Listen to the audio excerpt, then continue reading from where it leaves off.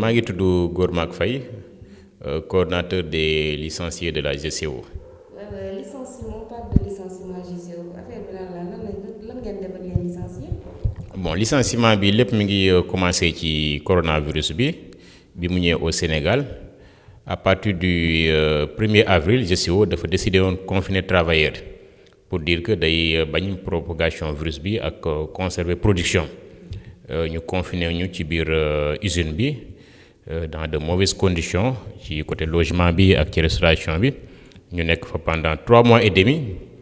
mu am ay perturbations ci restauration bi ñu demandé à être déconfiné ci loolu la ñu licencié.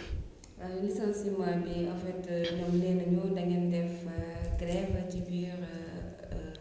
kii bi usine bi te loolu c'est illégal. waaw ci grève boobu ñoom waaw ay tuuma la comme ni nga ko waxee ay tuuma la mais loolu c'est faux parce que li tax ma ni c'est faux ñoom ñoo ko bindoon la direction de la GCO ci seen demande d'explication ñoo bind que ni dañoo def grève illégale ñoom tam ñoo ko dindiwaat xamal seen bopp ñu ko doon grève moo tax boo demee ci lettre de licenciement yi doo fa gis grève mais dañ fa wax ni rassemblement illégal la. dafa mel ni rassemblement boobu yéen da ngeen koo def parce que dafa jotoon ngeen def ko. effectivement boobu dafa jotoon pour ñu génn ñibbi parce que amutuloon benn raison ñu ñuy téye foofu parce que état du Sénégal couvre-feu ku ne xamoon na ko fi ak état d'urgence mais confinement amu fi woon te couvre-feu boobu ak état d'urgence boobu levé nañ ko depuis le 29 juin léegi ñu téye ñu foofu ba le 15 juillet dans de mauvaises conditions restauration bi nga xam moo waroon suñu diggante ak ñoom mënatuñ koo assurer loolu moo taxoon ñu demander à être déconfiné. waaye tey jii licencié nañ leen kañ la leen jox moo doon kiiwul licenciement. waaw licenciement yi ñu ngi koy jot depuis le 13 août depuis le 13 août lañ joxoon suñu notification de licenciement léegi bi ñu ko jotee tamit dem nañ à l'inspection du travail def fa suñu requête pour protester contre ces licenciements là bi ñu fa demee tamit inspecteur yi taxawaayu yoon xamal ñu ni nekkalu fi ma Samba nekkalu fi ma Demba yoon la fi nekkal bi mu woowee waa GCO xamal leen ni yéen nekku leen ci dëgg nekku leen ci yoon parce que mun leen a confiner ay nit de manière illégale loo xam ne amul ci suñu charte réew ngeen def ko rax ci dolli ngeen mettre leen dans de mauvaises conditions sans pour autant ngeen tàggu inspection du travail kon loolu da ngeen a teggi wormay inspection du travail da ngeen a teggi wormay Sénégal ngeen rax ci dolli toog ñaari fan joxule leen ñu lekk ñu génn ni dañoo bëgg dellu ci seen liggéey autant dellu ci seen kër ngeen licencier leen loolu mënul nekk kon amu leen benn yoon benn dëgg buy tax ngeen mën leen a licencier ci loolu inspecteur wax leen loolu mais bi mu leen ko waxee taxul ñu déggal ko ñu ne entreprise bu mag la duñ jël décision boobu ba pare di ci dellu ginnaaw loolu moo tax nag mbir mi dem ba àgg fii waaye bu fekkoon déggal nañu inspecteur du travail respecté ordonnance président bi nga xam ni dafa tere woon licenciement ci période mbas mi kon duñ ko def mais nag dañ ñu ne duñ jël nañ ko te duñ ci dolli ginnaaw maanaam nit ku ñuul mënul am dëgg ci kanamu nit ku weex loolu la ñu wone foofu. yow maanaam yéen am gain de cause bi yéen a am raison sur GCO mais teewul ba GCO licencié na leen léegi yéen daal yéen a ngi toog boobu ba tey lan ngeen di. waaw boobu ba léegi ñoo ngi toog mu nekk situation bu metti situation bu doy waar ñu koy dund en tant que père de famille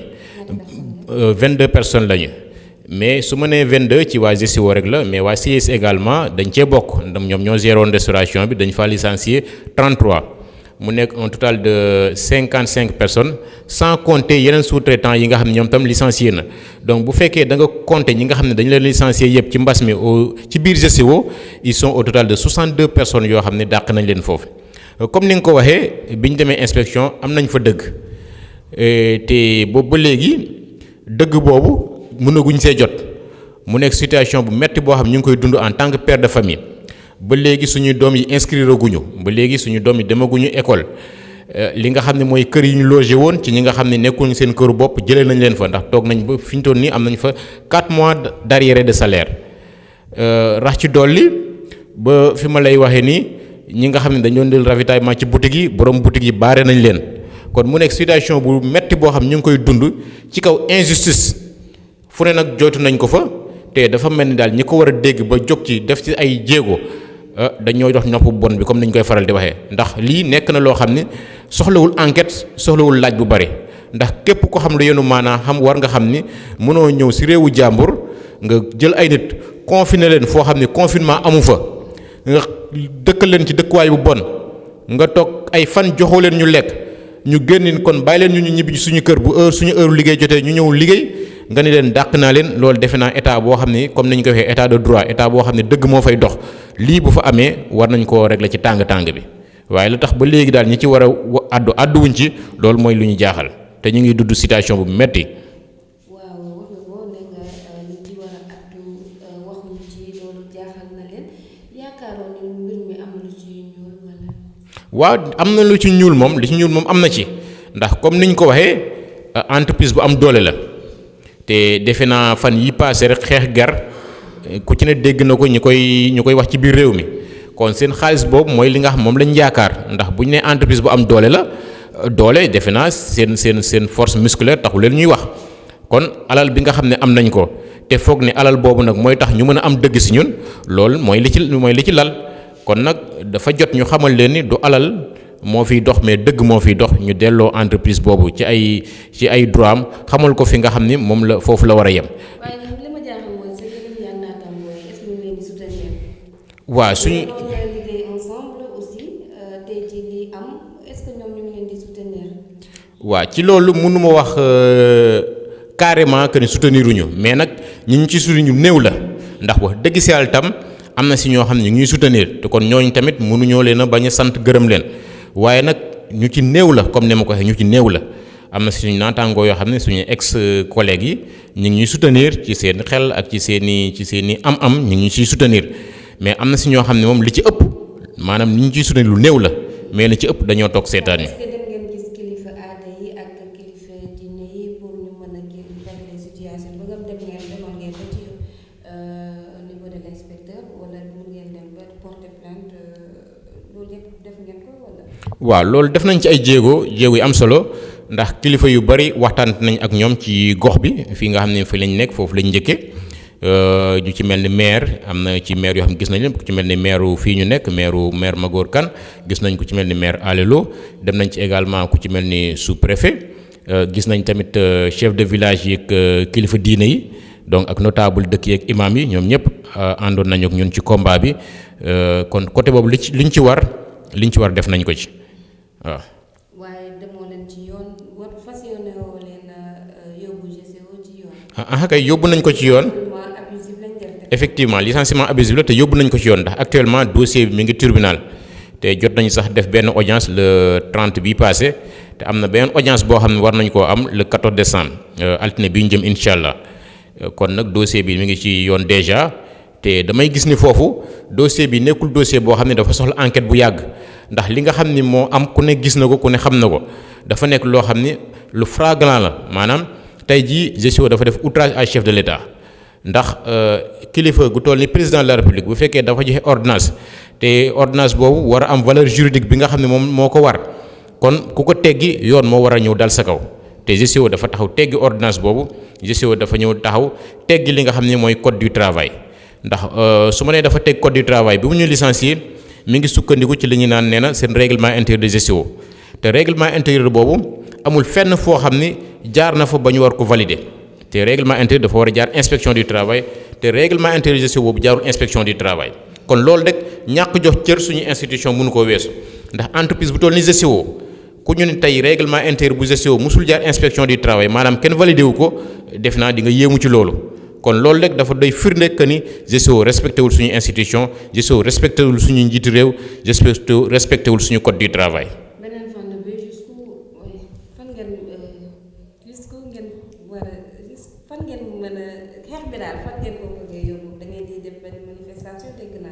waaw xeex bi mi ngi ci yoon waaye yoon tamit li ma koy wax mooy dossier bi li ci jar xaar bu yàgg amatu ci ndax li ci am ku ne xam na ko beneen bi tam ñoo ngi waaj a def marche boo xam ñu ngi koy def le 13 décembre incha allah à partir de 11h ñu ngi koy commencé Daaru Fall jëm Jogo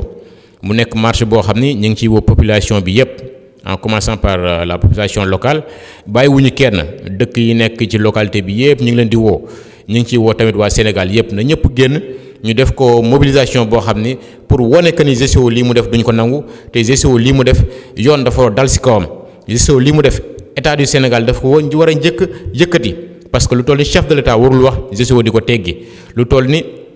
code du travail GCO waru ko mën a teggi di appliquer règlement intérieur boo xam ne jaarul inspection du travail jël ay travail bëgg leen appliquer règlement intérieur boo xam ne mosuñu ko gis kër sax boo ko yoree boo fa amee gan di ko wax li nga xam moom la ñuy nangu ci kër yi ak li ñu fay tere mais GCO amu ci benn travailleur boo xam ne mën na la wax ne lii mooy règlement intérieur GCO ak lii la ñu fay nangu ak lii la ñu fay tere nga bëgg a àtte ay travailleurs ci loo xam ni violation de la loi la. waaw marche bi ñu ngi koy def dimanche incha allah le 13 décembre Daaru Fall la ñu koy defee Daaru Fall la ñuy commencé jëm Diogo à partir de 11h comme ni ma ko waxee ñu ngi ciy woo askan bi yépp nañ ñëw soutenir ñu massivement ba ñu xam ni lii duñ ko bàyyi mu sedd. waaw marche bi autorisé nañ ko waaw.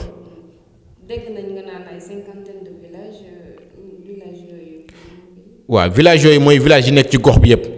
ndax boo limee amaana di nga am ñooy tudd ak ñoo dul tudd. waaye ku ko dégg rek communiqué nga xam ne woo nañ ci ñëpp fépp képp koo xam ne yaa ngi ci localité bi te injustice boobu naqari na la te bëgg a delloo travailler seen ak seen yelleef yaa ngi ciy jëngu bëgg tam lépp li nga xam ne moo warloo GCO ak population bi ci wàllu conséquences yi nga xam ne usine bi mi ngi leen koy causé ci seen wàllu nekkin ci wàllu ndox ci wàllu électricité lépp nekk loo xam ni GCO warloo na ko ak population locale bi te defalu leen ko kon lii bu ñu ko bàyyee mu jàll dina dem ba li nga xam ni population waroon nañ ko am ci entreprise bi sax bu yàggee mu xañ leen ko ndax boo jëlee dëkk bu mel ni Diogo jege fa ku ne dégg turu Diogo te tey jii nii Diogo mënuñu am courant mënuñu am ndox kon nga xam ne entreprise bi jëruñu leen lu toll noonu ñëw nangu seen suuf ba pare ñi nga xam ñi nga fa nekkoon akas néew di daan seen doole ñu wëlbatiku dañ leen di dàq ci loo xam ne tegul ci yoon loolu mënuñu ko seetaan.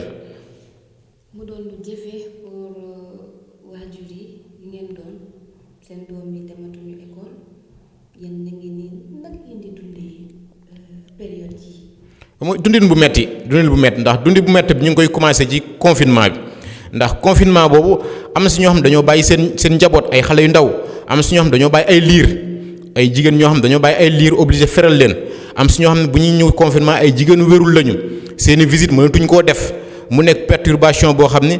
amoon na ci biir couple yi sax ci biir confinement bi am na couple yoo xam fa lañ jaar yëngu am na couple yoo xam fa lañ jaar tas ndax lu mel ni jabar boo ko téye lu tollook ñetti weer borom këram xamul ci lu mu nekk amaana loolu musul am ci seen diggante ba ñu commencé sëy ba léegi nga jàpp nit ki confiné ko borom këram du ko gis mbaa jabaram du ko gis loolu rek dafa indiwoon ay yëngu metti ci xale yi lool am na si ñoo xam seeni liir dañ ko fa bàyyi feral leen bàyyi ay parental yoo xam dañ leen fa bàyyi pendant 3 mois gisuñu leen mu nekk lu metti rax ci dool yi bi ñëwee nag licenciement bi dox ci mu nekk loo xam ne dafa gën a metti ndax ki nga xam ne bi ngay liggéey sa loxo jotuwuloon sa ginnaaw boo xëyee loolu daan jaar sa loxo akas néew nga koy bokk ak say mbokk nga koy bokk ak say am di jàmme société bi ku ci ne xam na ni muy demee kuy liggéey ku ne lu mu gàtt am na ñaar fukki nit yoo xam ñi ngi sa ginnaaw kon licenciement bi yëmul si ñun kese waaye dafa laal askan bi yëpp dafa laal Sénégal yëpp loolu moo tax mu nekk loo xam ni ku ci ne daf ci war a bay wàllam pour xam ni fii injustice daf fi war a jeex ndax lii injustice la lii nooteel la ndax amul fenn foo xam ne GCO war na fa mën a sukkandiku am na fenn foo xam ne tam CESE war na fa mën a sukkandiku pour dàq ay travailleurs ci lu dul rek def lu ma neex ak ci lu dul jaay doole ak ci lu dul rek def ni dañoo am doole fii ci Sénégal kon nag Sénégal benn bopp la te yoon warul fi nekkal ñi nga xam dañoo am doole ak ñi nga xam dañoo néew doole yoon waru fi nekkal ki ñuul ak ki nga xam dafa xees yoon dafa war a nekk pour population bi yépp jàpp ñëpp yemale yëpp ku nekk ci yoon ñu xamal yaa ngi ci yoon ku nekkul ci yoon ñu xamal nekkoo ci yoon.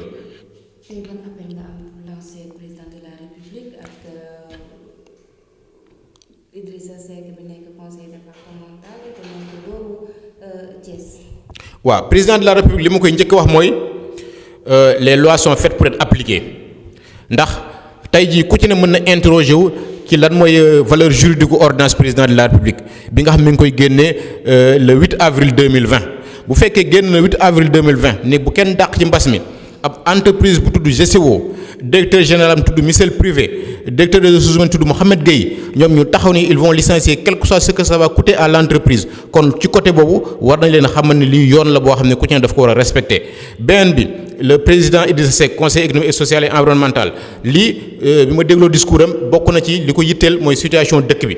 ak situation jeunes yi bi nga xam ne corona bi daf ko affecté kon GCO na xam ni GCO dafa yokk li nga xam ne moo xew ci dëkk bi ndax crise bi nga xam ni crise sanitaire la Covid bi waral ko am na beneen crise boo xam ne crise économique te licenciement arbitraire waral ko kon loolu na ci